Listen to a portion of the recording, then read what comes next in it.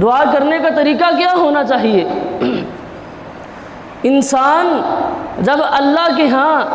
توبہ کرنے کے لیے بیٹھے تو نبی مکرم صلی اللہ علیہ وسلم کی احادیث سے ملتا ہے کہ توبہ کرنے سے پہلے باوضو ہو جائے، اچھی طرح خوبصورت وضو کرے، اور وضو کرنے کے بعد 2 نفل پڑھے اور دل لگا کے نفل پڑھے، کوئی بھی اور کام اس کے ذہن میں نہ آئے، صرف اللہ کی رضا کی خاطر، اللہ کو ملحوظ خاطر رکھتے ہوئے 2 نفل ادا کرے، اور اس کے بعد اللہ کے آگے ہاتھ اٹھائے، ہاتھ اٹھانے کے بعد اللہ کی تعریفات کرے، اور نبی مکرم صلی اللہ علیہ وسلم پر درود پاک بھیجے، کیونکہ درود کے بغیر دعا جو ہے وہ اوپر نہیں جاتی، آسمان تک دعا نہیں جاتی، اس لیے درود پڑھنا لازمی ہے۔ اور پھر اپنے گناہوں کا اقرار کرے، نہ کہ اصرار کرے، اپنے گناہوں کا اعتراف کرے۔ نبی مکرم صلی اللہ علیہ وسلم نے فرمایا، ان العبد اذا اعترف ثم تاب تاب اللہ علیہ، جو بندہ اپنے گناہوں کا اقرار کر لیتا ہے، اپنے گناہوں کا اعتراف کر لیتا ہے، اللہ اس کے گناہ معاف فرما دیتا ہے۔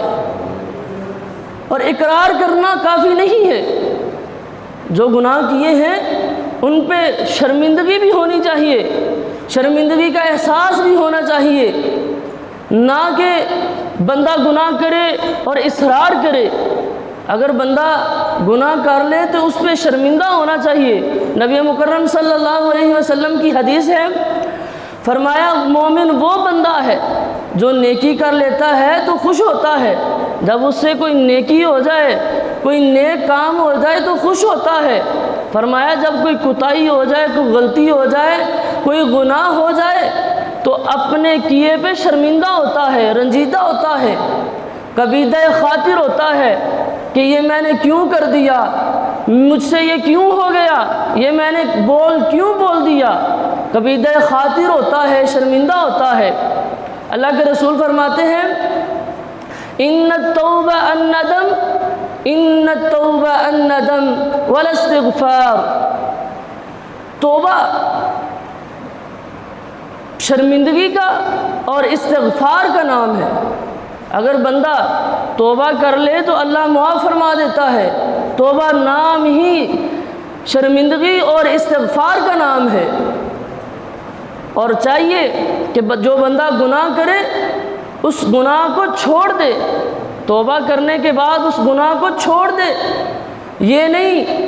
کہ رمضان المبارک کا مہینہ آیا ہے، ہاتھ اٹھا رہا ہے، نمازیں پھر نہیں پڑھ رہا، رمضان المبارک کا سارا مہینہ ہے، ہاتھ اٹھا رہا ہے، رو بھی رہا ہے، پھر بھی شیو کروا رہا ہے، داڑھی منڈوا رہا ہے، رمضان المبارک کا مہینہ ہے، گناہ بھی کر رہا ہے، سجدے بھی کر رہا ہے، گناہ اور معافی پہ باتیں بھی سن رہا ہے، لیکن پھر بھی یہ اپنی بیوی کو پردہ نہیں کرواتا۔ ایسے توبہ کی کوئی وقت نہیں ہے میرے مالک کے سامنے۔ حضرت فضیل بن عیاض رحمہ اللہ فرماتے ہیں کہ جو بندہ گناہ کو چھوڑتا نہیں اور توبہ کیے جا رہا ہے، یہ ایسی توبہ ہے جو جھوٹے لوگوں کی توبہ ہے، یہ جھوٹے لوگوں کی توبہ ہے۔ بندہ گناہ بھی کیے جا رہا ہے اور توبہ بھی کیے جا رہا ہے۔ فضیل بن عیاض کا بیٹا ہے، اپنے بیٹے کی وجہ سے بہت پریشان ہے، اللہ سے دعا کرتے ہیں کہ اللہ اسے نیک بنا دے، اللہ اسے صالح بنا دے، بہت پریشان ہے۔ ایک دن آیا، بیٹے نے توبہ کر لی، توبہ ایسی ہونی چاہیے، بیٹے نے توبہ کر لی تو رات کو اٹھے اور دیکھا کہ بیٹا مصلی پہ بیٹھ کے رو رہا ہے، نماز تہجد ادا کر رہا ہے، قرآن پڑھ رہا ہے، باپ وضو کر رہا ہے اور بیٹا ترازو کو صاف کر رہا ہے۔ وضو کر کے پوچھا، بیٹا یہ کیا کر رہے ہو، یہ کیوں کر رہے ہو؟ بیٹا کہتا ہے ابا جان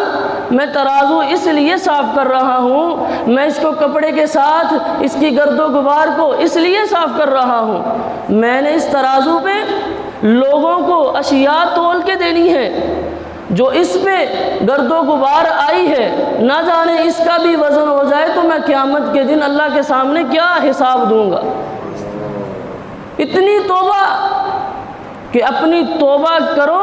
اور اس پہ استقامت حاصل کرو۔ اللہ نے بھی قرآن کے اندر اعلان فرمایا ہے، اللہ فرماتے ہیں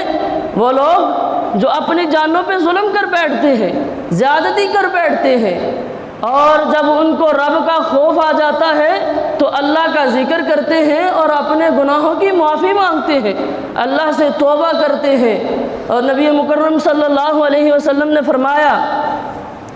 لا صغیرۃ علی الاصرار ولا کبیرۃ علی الاستغفار،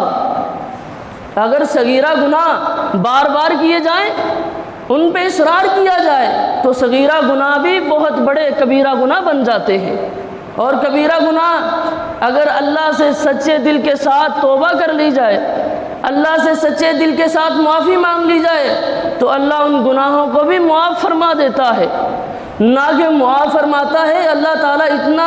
رحیم اور اتنا غفور رحیم ہے، اللہ ان گناہوں کو نیکیوں میں تبدیل کر دیتا ہے۔ اللہ نے اپنے بندے کے لیے اپنے دل کو بہت بڑا کیا ہے، اور نبی پاک علیہ الصلوۃ والسلام نے فرمایا توبہ میں دیر مت کرو، توبہ کرنے میں بالکل بھی دیر مت کرو، جب ٹائم لگے، جب بھی فراغت ملے اسی وقت کوئی نہ کوئی مغفرت کے لیے ورد وظیفہ کرتے رہا کرو۔ عام وظیفہ کرنا چاہیے، اللہم اجرنی من النار، اے اللہ مجھے جہنم کی آگ سے بچا، اور یہ ہمیں اپنا معمول بنا لینا چاہیے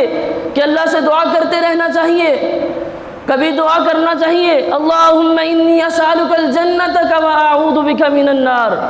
کہ اللہ میں تجھ سے جنت کا سوال کرتا ہوں اور جہنم سے پناہ مانگتا ہوں۔ اور نبی مکرم صلی اللہ علیہ وسلم فرماتے ہیں توبہ کا دروازہ اتنا بڑا ہے، اتنا وسیع ہے کہ مشرق اور مغرب میں اس کی چوڑائی پھیلی ہوئی ہے، اور قیامت کے دن وہ دروازہ بند کر دیا جائے گا، اور جب موت کے فرشتے نظر آنا شروع ہو جائیں گے، آنکھ ایک جگہ پہ ٹک جائے گی، پنڈلی پہ پنڈلی چڑھ جائے گی، اور وَإِذَا بَلَغَتِ الْحُلْقُومَ، اور جب جان نکل کر ہنسلی تک، گلے تک آ جائے گی، یاد رکھو تب توبہ قبول نہیں کی جائے گی، توبہ کا دروازہ اس وقت بند کر دیا جائے گا، توبہ قبول نہیں کی جائے گی۔ اور دیکھو نا کتنا پیارا واقعہ ہے، 99 بندوں کا قاتل تھا، ایک پادری کے پاس گیا کہ میری توبہ ہو جائے گی، میری معافی ہو جائے گی، اس نے کہا تیری معافی نہیں ہونی، اس نے تلوار نکالی، اس کا بھی سر قلم کر دیا۔ 100 بندے کا قاتل ایک عالم دین، ایک عالم ربانی کے پاس گیا، اس نے پوچھا کہ توبہ ہو جائے گی؟ اس نے کہا ہاں تیری توبہ ہو جائے گی، توبہ ہو جائے گی، ایک شرط ہے کہ اگر تو وہ بستی چھوڑ دے جہاں پہ تیرے بدکار یار رہتے ہیں، تیرے دوست رہتے ہیں، تیری مجلس گندی ہے، وہ تو مجلس چھوڑ دے، وہ مجلس چھوڑ کے نیکوں کی بستی میں چلا جا، پھر تیری توبہ قبول ہوگی۔ اور وہ بندہ بد مجلس، بد بستی چھوڑ کے نیک بستی کی طرف روانہ ہو جاتا ہے، راستے میں موت آ جاتی ہے، فرشتے آ جاتے ہیں جہنم میں لے کے جانے کے لیے، اور دوسرے آ جاتے ہیں جنت میں لے کے جانے کے لیے، ان کا آپس میں جھگڑا ہونے لگ جاتا ہے، تو اللہ ایک فرشتے کو ثالث مقرر کر کے بھیجتے ہیں کہ جاؤ جا کے دیکھو کہ وہ بندہ کس بستی کی طرف زیادہ چل چکا ہے، ابھی بد لوگوں کی نیکی بستی میں ہے یا نیکوکار لوگوں کی بستی میں چلا گیا ہے۔ تو وہ آیا، صرف ایک بالشت کا فرق تھا کہ وہ نیک لوگوں کی طرف جا چکا تھا، تو اس بات پہ اللہ نے اس کی توبہ قبول فرما لی اور اسے جنت عطا کر دی۔ توبہ مانگنے میں، اللہ سے معافی مانگنے میں کبھی دیر نہیں کرنی چاہیے۔ اللہ سے دعا ہے کہ اللہ ہمیں توبہ کرنے کی، اپنے گناہوں کا اقرار کرنے کی، اپنے گناہوں کا اعتراف کرنے کی توفیق عطا فرمائے۔ وآخر دعوانا ان الحمد للہ رب العالمین۔